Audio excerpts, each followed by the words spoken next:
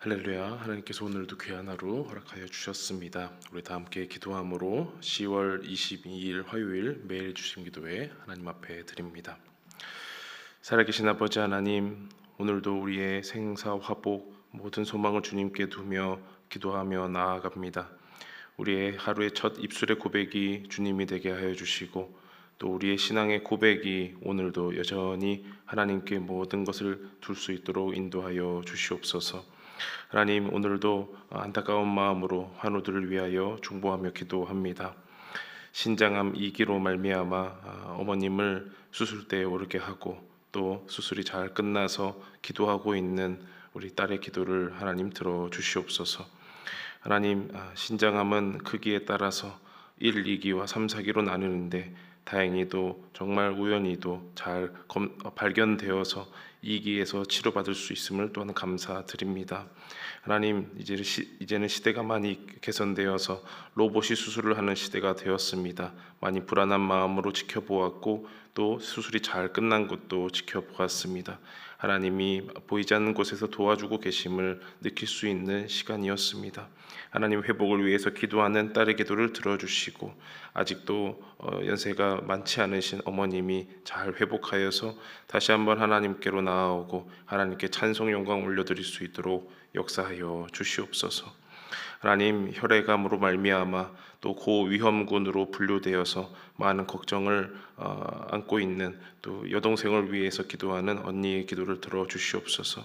하나님, 그래서 최근에는 모든 6차 항암 치료를 잘 마치고 최근에는 조혈모 세포 이식을 스스로 또 해내었습니다.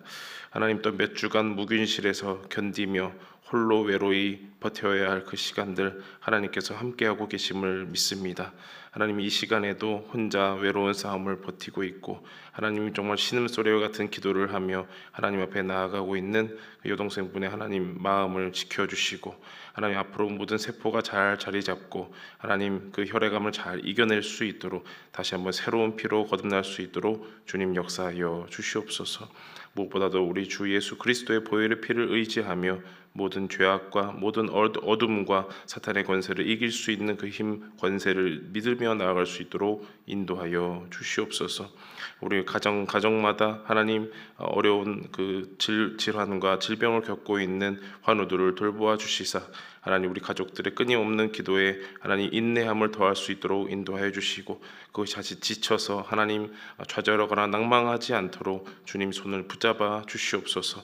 연약한 무릎을 붙잡아 주시고 그 흔들리는 마음을 붙잡아 주시고 하나님, 부스러져가는 그 믿음을 다시 한번 세워 주시옵소서. 하나님, 이 아침에 주의 말씀을 듣고 더욱더 우리의 믿음을 곤고히 하고자 합니다. 하나님, 주의 말씀 들려주시고 그 말씀 오늘 우리의 마음판에 깊이 새기어 나아갈 수 있도록 인도하여 주시옵소서. 마지막으로 우리 교회를 위해서 기도하오니 하나님, 우리 교회를 불쌍히 여기시사 앞으로 나아갈 곳을 바르게 나아가게 하여 주시고 새로운 예배당에서 하나님을 예배하며 모두가 함께 하나님께 영광 올려드릴 수 있도록 긍휼을 베풀어 주시옵소서. 온 교회 교우들이 한마음 한뜻으로 나아가 하나님 앞에 영광 올려드리며 지역 선교를 다하고 복음을 살아가는 우리 성도들 되도록 인도하여 주시옵소서. 모든 것 주님께 맡기옵고 예수님의 이름으로 기도하옵나이다. 아멘.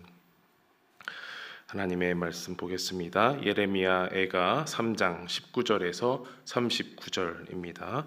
예레미야 애가 3장 19절에서 39절까지의 말씀 우리 교독하시고 39절 같이 읽겠습니다. 내 고초와 재난 곧 쑥과 담즙을 기억하소서. 내 마음이 그것을 기억하고 내가 낙심이 되오나 이것을 내가 내 마음에 담아 두었더니 그것이 오히려 나의 소망이 되었사옴은 여호와의 인자와 긍휼이 무궁하심으로 우리가 진멸되지 아니함이니이다. 이것들이 아침마다 새로우니 주의 성실하심이 크시도소이다.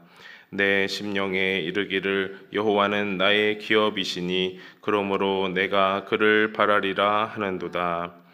기다리는 자들에게나 구하는 영혼들에게 여호와는 선하시도다. 사람이 여호와의 구원을 바라고 잠잠히 기다림이 좋도다.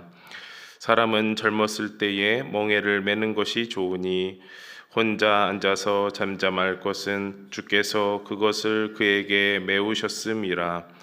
그대의 입을 땅에 티끌에 댈지어다. 혹시 소망이 있을지로다. 자기를 치는 자에게 뺨을 돌려대어 치욕으로 배불릴지어다.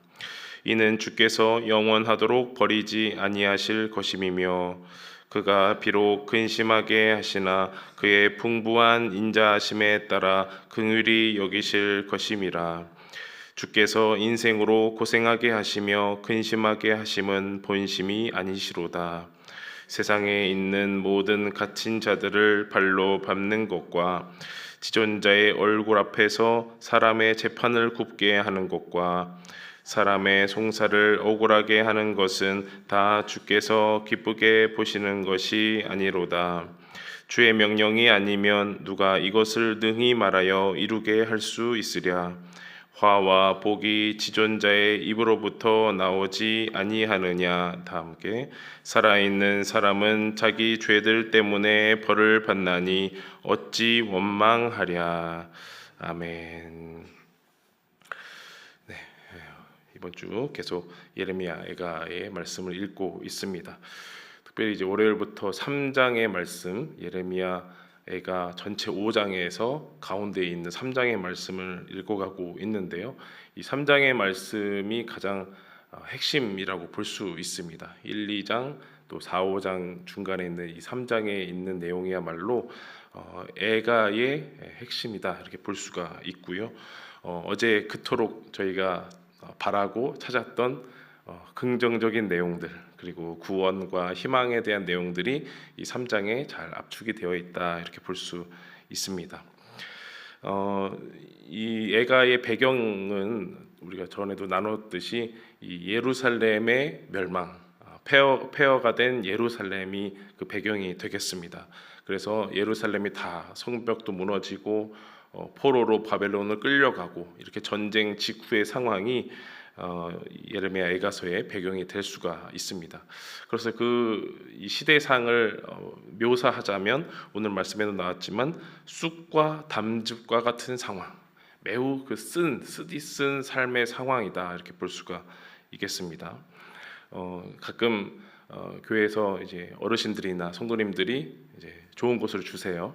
좋은 것을 주시는데 얼마나 좋은지 입에는 참 쓴 것을 주실 때가 많이 있어요. 이걸 먹어야 몸에 좋다고. 근데 먹으면 여지없이 막 눈살이 찌푸려집니다. 그래서 입에 쓴 것이 몸에 좋다고 막 더 주시고 하는데 너무 감사한데 참 쓸 때가 종종 있습니다.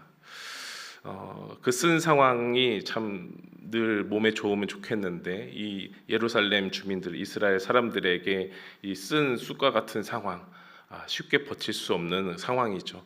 나라가 다 멸망하고 또 사람들이 또 내 가족들이 끌려가는 그런 상황인 것이죠. 그런데 그런 상황들을 생각하고 기억하고 묵상하고 곱씹어라라는 말이 오늘 나옵니다. 하나님, 이런 쓴 쑥과 담즙과 같은 상황을 기억하소서. 그리고 내 마음이 그 상황들을 담고 담아서 생각하고 생각합니다라는 말로 오늘 본문이 시작을 해요. 이런 쓴 쑥과 같은 상황들 기억하고 기억하면 기분이 좋습니까? 쓰기만 할 뿐이죠. 쓴 것을 계속 묵상할수록 쓸 뿐입니다. 결국 묵상하면 묵상할수록 기억하면 기억할수록 우리는 심판받았다. 우리는 하나님으로부터 버림받았다라는 생각만 더 가중될 것입니다. 이러한 삶에 이런 상황을 기억한다 한들 소망이 있겠나라는 거죠. 하나님의 심판을 받은 그런 상황 속에서 이 시인은 이렇게 권면을 합니다. 그것은 영원한 형벌이 아니다라고 권면을 합니다. 마치 다 두려움 속에서 절망 속에서 다 버려야 될 것 같은 그런 상황이지만 그것은 영원한 형벌이 아니다라고 말을 합니다. 그에 대한 말이 이제 22절에 나오는데요. 여호와의 인자와 긍휼이 무궁하심으로 우리가 진멸되지 아니함이니이다. 여호와의 인자와 긍휼, 그 헤세드와 라함, 인자와 긍휼이 무궁무진함으로 우리가 진멸되지 않았다라는 거예요. 나라가 멸망했습니다. 성벽이 다 무너졌습니다. 포로로 끌려갔어요. 왕과 고관들부터 전문직들 다 중요한 사람들이 다 끌려갔어요. 그 중에는 내 가족도 있을 수 있겠죠. 그런데 되돌아보니 곱씹고 곱씹다 보니 쓰지만 내가 진멸되지는 않았구나라는 거죠. 멸망하지는 않았구나라는 겁니다. 우리도 쓰디쓴 삶에 그런 정황이 있지 않습니까? 막 눈물만 나오고 차마 외마디 비명도 안 나오는 그런 상황들에 처해야 할 때 있지만 지금에 와서 그때를 기억하고 곱씹어 보면 내가 완전히 진멸되지는 않았구나, 완전히 끝나지는 않았구나, 그래서 내가 여기에 있구나라는 생각을 알 수 있다라는 거죠. 그 근거가 바로 여호와 하나님의 인자와 긍휼이라는 겁니다. 인자, 이제 헤세드라는 것인데 그것은 하나님께서 우리에게 주신 그 언약에 기초한 약속인 것입니다. 언약이라는 그 깨질 수 없는 그 약속이 있기 때문에 그 약속에 기반해서 우리에게 주시는 은혜와 사랑인 것이고요. 긍휼이라 하면은 우리 안에 이제 오장육부를 말하기도 하고 또 특별히 여성의 태, 자궁을 의미하기도 합니다. 어미가 자식을 감싸듯이 10달 동안 품어 안듯이 하나님께서 우리를 그렇게 돌보신다. 그러니까 영원한 형벌이 아니라라는 거죠. 같은 또 본 말씀이 31절 32절도 있습니다. 이는 주께서 영원하도록 버리지 아니하실 것임이며 그가 비록 근심하게 하시나 그의 풍부한 인자심에 따라 긍휼히 여기실 것임이라. 근심할 수는 있어요. 근심할 수는 있는데 그것이 영원하지는 않을 것이고 풍부한 인자하심 또 긍휼하심으로 우리를 돌보실 것이다라고 시인은 말을 합니다. 그래도 우리에게 일말에 이 의심과 또 불신이 있습니다. 하나님은 아무리 그래도 그렇지 우리를 이렇게 쓰디쓴 삶으로 어떻게 내버리시는가, 도저히 이 상황을 버틸 힘이 없다라는 거죠. 하나님은 혹시 나의 이런 고통을 즐기시는 분은 아닐까? 하나님은 심판하기에 좋아하시는 분이 아닐까라는 그런 질문이 들 수 있습니다. 근데 하나님은 우리에게 그런 심판의 이 행위를 하실 때에 우리가 미워서가 아니고 또 우리를 괴롭히셔서 기쁨을 얻으시는 분이 결코 아니라 우리의 죄에 대한 반응을 보이시는 분이다라는 거죠. 우리의 죄가 견딜 수 없어서 그 죄가 우리와 함께 있는 것을 결코 보고만 있을 수 없어서 그런 쓴 쑥과 담즙과 같은 상황을 우리에게 주셨다라는 겁니다. 그 죄에 대한 거룩한 반응으로 우리에게 그런 심판을 주셨다라는 것이 시인의 고백인 거죠. 레위기의 말씀도 이것을 뒷받침합니다. 레위기 19장 2절의 말씀을 보면요, 너는 이스라엘 자손의 온 회중에게 말하여 이르라. 하나님이 모세에게 말씀하신 것이죠. 너희는 거룩하라. 이는 나 여호와 너희 하나님이 거룩함이니라. 하나님이 거룩하신 분이기 때문에 이 백성들을 그저 방탕하게 허랑방탕하게 죄악에 물든 채로 그냥 둘 수가 없다라는 거죠. 내가 거룩하니 너희도 거룩하여야 된다라고 하나님께서 선언하시고 일하시는 것입니다. 그럼 이제 하나님의 이런 뜻은 어느 정도 알겠는데 정말 그 깊은 뜻, 하나님의 그 본심은 뭘까? 우리를 영원히 버리지 않겠다고 말씀하시고 또 우리의 죄가 불편하신다는 것도 알겠는데 그럼 하나님의 본심은 무엇일까? 우리 어제도 말씀드렸지만 이번 주는 이 애가는 인간의 기도이기도 하지만 하나님의 마음으로 한번 들여다보는 그런 시도를 해보자라고 말씀을 드렸어요. 하나님의 본심은 무엇일까라는 거죠.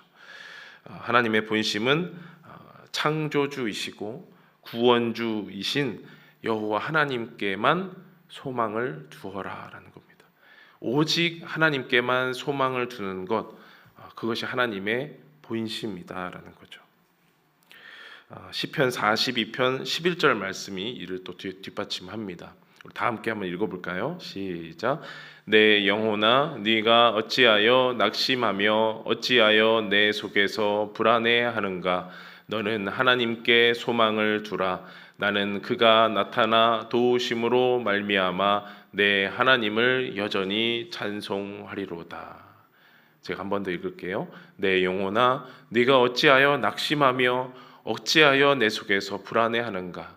너는 하나님께 소망을 두라. 나는 그가 나타나 도우심으로 말미암아 내 하나님을 여전히 찬송하리로다. 너는 하나님께 소망을 두라라는 겁니다. 똑같은 재앙의 상황 속에서 이제 두 사람이 있다고 했을 때 두 사람 중에 누가 하나님의 백성이 되느냐? 하나님께 소망을 두는 사람이 하나님의 백성이 되는 것이죠. 그 하나님께 소망을 두는 사람은 겸손히 엎드려서 땅에 티끌을 입에 두는 사람입니다. 땅의 먼지, 땅의 그 티끌을 입에 두는 것은 곧 내가 이 티끌과 같은 사람입니다. 하나님께서 흙으로 지으셨듯이 내가 정말 하나님 앞에 아무것도 아닌 존재입니다 라고 하면서 겸손하게 하나님의 구원을 기다리는 것입니다. 그것은 곧 나는 피조물이요 하나님께서는 창조주이시니 하나님의 구원을 잠잠히 기다릴 뿐입니다 라는 것이죠. 그래서 그 땅의 티끌을 입에 대면서 나에게 닥친 이 재앙의 이유, 쑥과 담즙을 곰곰이 묵상하면서 하나님이 나에게 주신 그 말씀을 되짚어보고 기억해보는 것입니다. 하나님이 나에게 원하시는 것은 무엇일까? 나에게 이렇게 재앙을 주시는 것은 무엇일까? 나에게 이렇게 어렵게 하시는 이유는 무엇일까? 결론적으로는 하나님께 소망을 두기 위함입니다. 이스라엘은 바벨론이 침략하고 또 바벨론이 본국 바벨론으로 끌어가면서 포로로 끌고 가면서 그들을 통치합니다. 바벨론이 이스라엘을 통치하는데 그 안에서 하나님의 본심, 하나님의 통치를 깨달아야 하는 거예요. 다른 나라가 나를 지배하는데 그 안에서 하나님의 통치를 깨달아야 한다라는 것이죠.